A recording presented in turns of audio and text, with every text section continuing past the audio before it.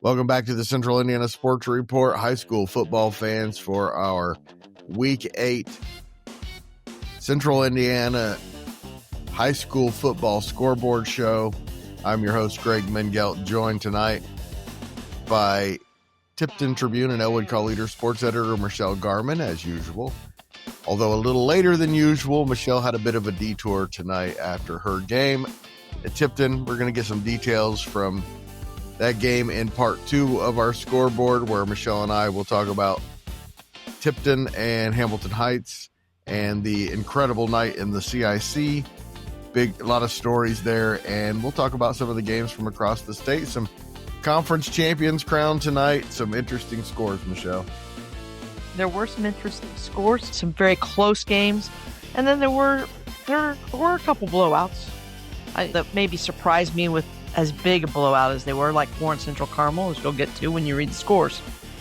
The Greyhounds are now 7-0 against teams in Indiana, so definitely one of the state championship contenders. And on Sunday, Michelle, we will know everybody's path to a state championship. You and I will meet after the draw and have a podcast with our immediate thoughts, and then we will have our interviews and talk to media and have our deeper thoughts. So it'll probably be one part Sunday, second part on Monday, but we're not exactly sure yet. But you know what, Michelle?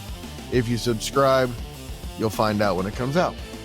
Exactly. And if you're a football fan in Central Indiana, there's no reason not to have subscribed by now. We do this all the time. I was interviewed on AJ Witham of Put Me In Against Sports. Interviewed me tonight, asked about mentioned that we did the podcast, so I told everybody where to go find it. Well, thank you for doing that, Michelle. And of course, we always appreciate your contribution. And we will, again, hear more from Michelle in part 2. We'll hear from her a little bit here in the scores and highlights, but a lot more from her in part 2, where we go into depth on some of the games. Yeah, so and give us we the start scores, in Greg. That's what I'm here to do, Michelle. I'm going to give you all the scores. Class 2A, number 5, Eastbrook took down 3A, number 6, Mississinawa, in a battle of unbeatens. The final score, a little deceiving, was close through most of the game, but Eastbrook did dominate 35-14. And Michelle, as I predicted before the season, the Eastbrook Panthers are the CIC champions. You did predict that, yes. Their first CIC championship since 2021, and their record 17th overall, all under head coach Jeff Adamson, who will also join us in part 2 of the scoreboard show. He had his thoughts on the championship. Not just that, but what's ahead for them is Oak Hill next week, and then a incredibly tough sectional field for the Panthers, so no time to really celebrate. And another great game in the CIC tonight. Alexandria 49, Class A number 11, Madison Grant 30. Madison Grant got off to a 22-0 lead early in the game, but Will Rowland and the Tigers rallied back for the win. Rowland scored 4 touchdowns in the comeback. I had gotten a tip the other day that because of some things that the 5 seniors for Alexandria were going to have to sit out the first quarter. So that score at the end of one didn't really surprise me. I'm going to guess then when they got in the game, they felt like they had something to prove and they just went out. And so I think the final... What a sectional that is going to be. Oh, yes, it is. Marty Wells got his first win as the Frankton Eagles head coach with a 40-13 win over Blackford. Frankton now 1-7. Blackford falls to 0-8 and hosts Alexandria next week. Oak Hill defeated Elwood 42-0. Oak Hill now 5-3. Elwood 2-6. Next Friday, Oak Hill hopes to spoil Eastbrook's championship by making them share it. And Elwood hosts Frankton. Michelle, it might be an interesting game on Friday. It will be, and it's a coming home of sorts for Marty. That game's going to have a lot of meaning, and I know he's been the Frankton defensive coordinator the last couple of years, but it's a little different when you're the head coach going back home. Congratulations to Coach Wells. We talked about it before the season even began, Michelle. they could be a good team and start 0-7. Unfortunately for them, they're in 3A again, so their sectional is going to be really tough.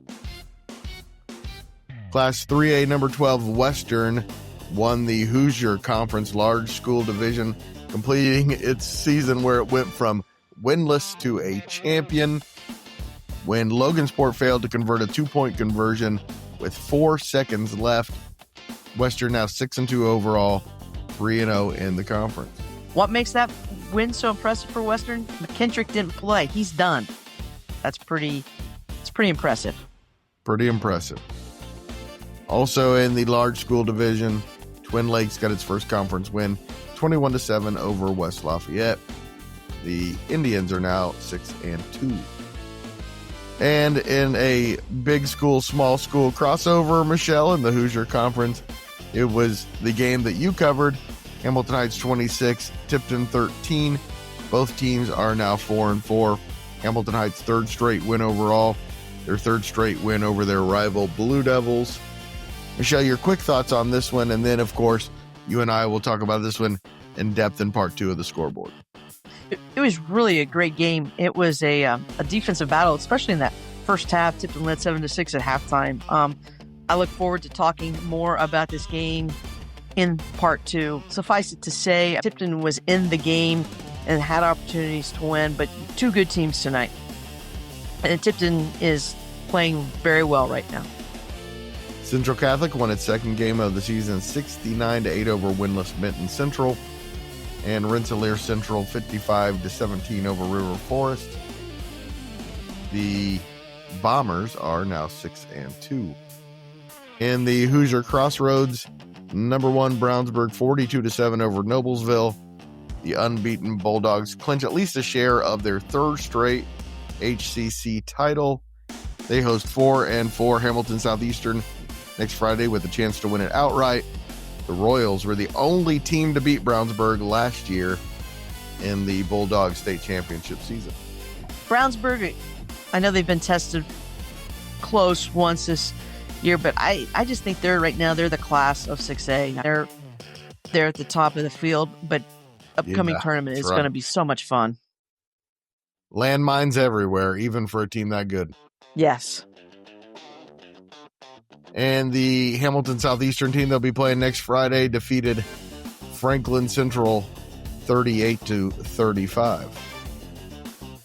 Also in the Hoosier Crossroads, 6A number 6 Westfield defeated number 7 Fishers 14-7. Westfield now 6-2, Fishers 5-3. The Rocks can still win a share of the conference championship if Hamilton Southeastern can beat Brownsburg again. And Avon defeated Zionsville 14-7. Avon now 4-4. Zionsville, Michelle, a good 3-5.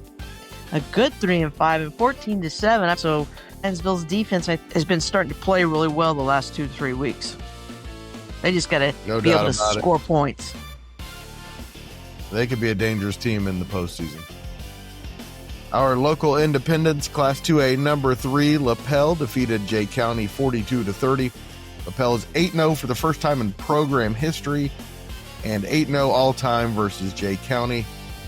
I believe those two teams are going to be conference mates pretty soon if the rumors are true, Michelle. Sounds like it. And Wes-Del set a school record tonight with 83 points and an 83-0 win over Union County. Wes-Del now 4-3. Their previous high was a 73-0 win over Lapel in 1975. They actually scored 72 last year in a win over Park Tudor. And 2A number 14 Eastern Hancock defeated Shenandoah 14-6. Really good game. Both of those teams are now 5-3. In the Hoosier Heritage Conference, 5A number 1 New Pal goes to 8-0 with a 70-0 win over Newcastle.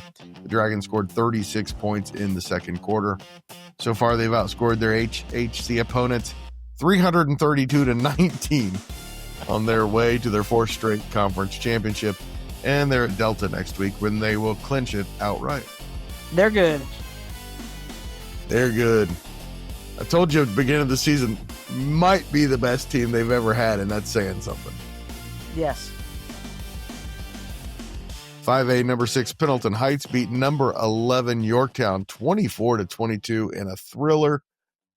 Pendleton Heights goes to 7-1. Yorktown's now 6-2. Rylan Kiesling had 4 sacks and the game-winning stop on a potential game-tying 2-point conversion. Get your tickets for that sectional rematch, Michelle. Oh, I know. And they're by far the 2 best teams in that sectional, it seems. They are. Hopefully they're in opposite brackets. Hopefully that's the championship game. And Delta lost to Greenfield Central 24-13 to fall to 3-5. The Cougars now 4-4. Shelbyville's also 4-4 after a 49-14 win over Mount Vernon. The Marauders are now 0-8. It's the first 4-win season for Shelbyville since they went 7-3 in 2017. In the North Central Conference, Muncie Central defeated Kokomo 21-16. The Bearcats led 21-0 midway through the second quarter and held off Kokomo for the win. They clinched their first winning regular season since 2016 in Kyle Baresh's first year at Central. In Class 5A number 4, Jeff defeated Marion 53-8 to improve to 7-1 on the season.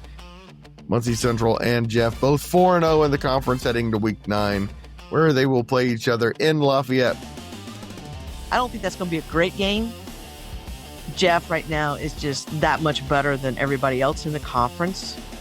But what a great accomplishment for Coach Burish in his first year at Muncie Central. And he should take a team that's going to be excited and fired up to play next Friday. And they may not win it this year, Michelle, but I think that program's probably on its way to some pretty great things with that coaching staff. Oh, I agree. And Richmond defeated Anderson 38-21 to improve to 3-5. The Red Devils have won back-to-back games for the first time since 2019 when beating Anderson and Kokomo. In the Hoosier Heartland, the Eastern Comets with a 47-18 win over Class A number 13 Sheridan, handing the Blackhawks their first conference loss. The Comets led 27-0 at the end of the first quarter and can clinch a share of the conference Friday with a win at Clinton Prairie. Sheridan or Carroll, who play each other on Friday at Sheridan, will win the other share. That's because Class A number 12 Carroll defeated Clinton Prairie 51-18. The Cougars are now 6-2. Big win for Coach Edwards and his squad. I think we all thought Eastern was going to win that game, but to do it like that was crazy. That sectional is going to be loaded because you've got the good teams in that sectional are all playing pretty well right now.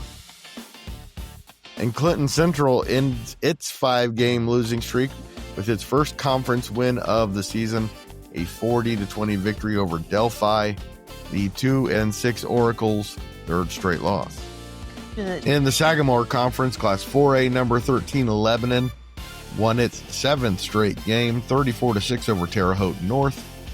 Chris Hill, 4 touchdown passes and a touchdown run for Lebanon. How about those Tigers? They have a really good chance to win a sectional championship as well. Again, Michelle and I and others will be discussing the sectional draw later on Sunday evening. Also in the Sagamore, Harrison was defeated 57-20 by Class 4A number 9 Roncalli. The Royals had 522 total yards. Alex Jarvis had 19 carries for 150 yards and 3 touchdowns. Luke Roeder, 2 touchdown receptions for 5 and 3 Roncalli. And 4-4 Danville defeated McCutcheon 29-23. In the Monon Conference, Cascade won the big game of unbeaten's 46-0 over Southmont. The 3A number 3 Cadets can clinch the conference championship outright with a win at 5-3 Western Boone next Friday. Cascade, they must be really good. As good as Western Boone's been, that's going to be a tough game for them next week. They defeated North Putnam 40-26 on Friday to improve to 5-3. And 4-4 Greencastle bounced back from giving up 98 points to Cascade with a 38-14 win over Crawfordsville. North Montgomery defeated Frankfort 44-8 in a battle of winless teams. In the Three Rivers Conference, you talk about a crazy game, Michelle.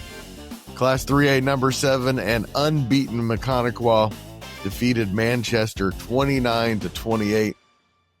Mechaniquot trailed 28-0 at the half. Nolan Tarr hit a 28-yard field goal with 3 seconds left to complete the comeback after Mechaniquot had an onside kick after a late touchdown. So they scored 10 straight points in the final seconds to get the win. It's never over till it's over. And, that's why a kicker in high school can be such a huge asset. Absolutely. No doubt about that. We had our debate about the NFL's kickers, but there's no doubt in high school, having a great kicker is a big difference. Oh, yes, it is. And if you're from Tipton, you know that. Yes, you do. Shout out Brad Green. Exactly.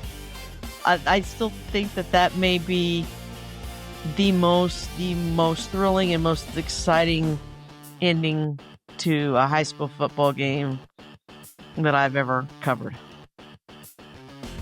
And Class 2A number 15 Rochester defeated Northwestern 49-7 to improve to 7-1 overall and 7-0 in the Three Rivers Conference. Big one for the Three Rivers Conference next Friday in Rochester. It's unbeaten Mechaniquot against the Zebras for the whole thing. Last year that game Mechaniquot handily defeated Rochester. I don't think that's going to be the case this year. I don't think so either. I think this Rochester team is really good. And big night for Gavin Smith as Cass defeated Wabash 42-7. The Kings are now 5-3. Peru defeated Northfield 24-14 for their second win of the season. Southwood won its third game of the season, 30-6 over Whitco. In the MIC, it was Class 6A number 3 Center Grove, 38-35 over number 5 Lawrence Central. Both teams are now 6-2. Lincoln Bright scored from a yard out with 15 seconds left to give the Trojans the win. Jaden Biggerstaff had 270 rushing yards for the Trojans. Zay Moore had 152 yards and 3 touchdowns for the Wildcats. That was a great one. That was one of those games I was referring to. Some of those really close, thrilling games when we began our, the podcast tonight. That would have been a great game to have watched. And I'm becoming a big fan of Zay Moore from Lawrence North. He is just a difference maker. Yes. And the game you referenced being a blowout. It's 6A number 2 Carmel over number 9 Warren Central 42-7. The Greyhounds now 7-1. Warren Central 5-3. Carmel 7-0 against teams from Indiana. And probably should beat Lawrence Central next week. I believe they should. I saw a little bit of a clip just a little bit ago where somebody interviewed Kevin Wright after the game, and he said it was a little bittersweet, and I referenced this in our preview. He coached at Warren Central, and he led them to 3 straight state championships. But what a win for the Greyhounds. I mean, they're getting better every week. Second win of the season for Ben Davis, 31-30 over Lawrence Central. Ends a 4-game losing streak for the Giants. And Pike defeated North Central 46-28 for their third win of the season. And in the Circle City Conference, it was Garin Catholic 35-21 over Culver Academy. Garin Catholic now 4-4. 4A number 1 Chittard 42-13 over 3A number 8 Tri-West. Chittard now 7-1. And 5A number 2 Bloomington South 38-7 over Brebeuf. The Panthers' first 8-0 start since their 2015 state runner-up team. Some of the top scores from around the state. Crown Point remains unbeaten with a 48-10 win over Chesterton. And number 7, Penn remains unbeaten with a 49-0 win over New Prairie. Decatur Central won its 6th game in a row, 42-0 over Perry Meridian. And number 13, Fort Wayne Carroll won their 2nd straight Summit Athletic Conference Championship and their 3rd in 4 years with a 48-37 win over Northrop. Northrop is now 6-2, their best season in years. In Class 5A, Covington, Kentucky defeated number 3 Cathedral 17-10. The Irish now 5-3. Number 5 East Central defeated Greensburg 61-0. Number 6 Merrillville 42-18 over Lake Central. Number 7 Concord defeated Wawasee 49-21. It was number 9 Whiteland 30-20 over number 8 Plainfield. Jordan Palmer had 34 carries for 294 yards and 2 touchdowns, according to Richard Torres. The 5th straight win for the Warriors. And number 10 Floyd Central beat Jennings County 63-0. The Highlanders can win the Hoosier Hills Conference Championship outright next Friday with a win at rival New Albany. In Class 4A, number 2 East Noble beat New Haven 59-21. Number 3 Heritage Hills 56-0 over North Posey. Future Ole Miss Rebel Jet Goldsberry 104 yards passing, 141 yards rushing.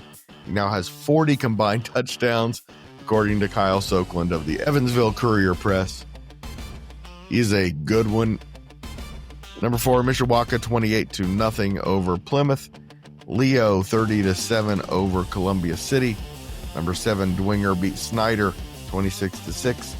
Number 8 South Bend St. Joseph 42-12 over South Bend Washington.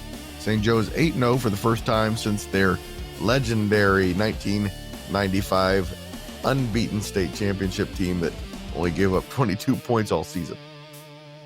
And number 9 Lowell defeated Munster 49-14. In Class 3A, Evansville Memorial remains unbeaten after a 21-0 win over Vincennes. The Tigers ranked number 1.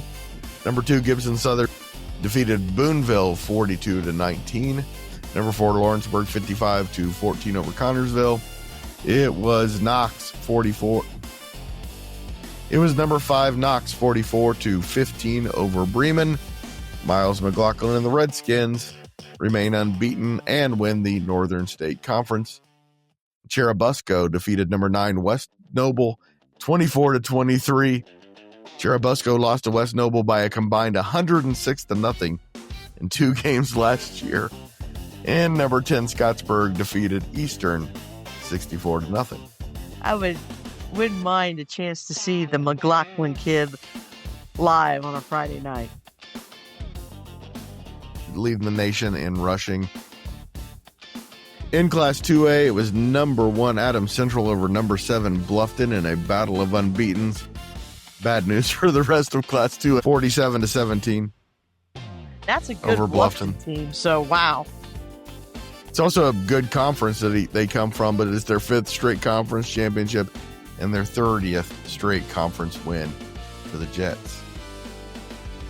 Number 2 Brownstown Central beat Silver Creek 63-14. Number 6 Lutheran 55-20 over Heritage Christian. Number 7 Linton 44-14 over Eastern Green. Number 9 Triton Central defeated Beech Grove 24-20. Number 10 Wheeler 52, Whiting 0. Adams Central, Brownstown, and Wheeler all remain unbeaten. In Class A, number 1 Springs Valley, Larry Bird High 53-6 over Perry Central. Number 2 North Judson 35-0 over Caston. Number 3 South Putnam defeated Owen Valley 63-0. 5th straight shutout loss for Owen Valley. Number 6 Pioneer defeated Triton 42-0. It'll be number 2 North Judson against number 6 Pioneer in Week 9 for the Hoosier North Conference. In a battle of unbeatens, it was number 7 Frontier 33, number 12 West Central 12. Number 8 Riverton Park defeated number 10 Park Heritage 74-6. Wow. And that was another ranked team. And number 9, North Davies beat North Knox 36-20. Springs Valley, Frontier, Riverton Park, and North Davies all remain unbeaten on the year. And that's it for part 1, Michelle. All right. Nice job of reading through and getting those scores out there, Greg. And I will see you in about 30 seconds in part 2. All righty. Part 2 with Michelle has been recorded, but it will not be out until later Saturday. I need to have a chance to edit it, and it is 4 o'clock in the morning. Usually our scoreboard show, the first part will be out sometime around 1 to 2 a.m. A little later today because of Michelle's personal matter that she needed to take care of before we could do the scoreboard. On part 2, we spoke with Eastbrook head coach Jeff Adamson after the Panthers defeated Mississinawa 35-14 to win the CIC. Michelle and I talked about that and the rest of the CIC. Interesting night there. Big wins by Madison Grant, Oak Hill, and Frankton. First one for head coach Marty Wells as the head coach of the Eagles. We also talked about Lapel, big Mechaniqua, Rochester showdown, and we previewed Sunday's sectional draw by going over some of the sectional fields. Please join us for that one, part 2, coming out later Saturday, and on Sunday evening we will have our instant reaction to the sectional draw. Then Monday, if all things go according to plan, we will have a football sectional draw reaction extravaganza with members of the media and head coaches, and of course Michelle and myself, breaking it all down for you Sunday evening. While I have you here, 1 o'clock on Saturday, Strictly Biased with Will Rutherford will be out. He and I picked all the NFL games for week 6 in a competition against other members of the media. Expect the high school scoreboard part 2 around 5 o'clock in the evening. We got much more, including IU, Purdue, and Colts reactions after those games this weekend. Thanks so much for listening. Please do us a huge favor and share this podcast with a high school football fan in your life and help spread the word that the Central Indiana Sports Report is here talking about Central Indiana sports every single day. Appreciate it so much. Central Indiana Sports Report is a product of ITG Media, and I love Susie.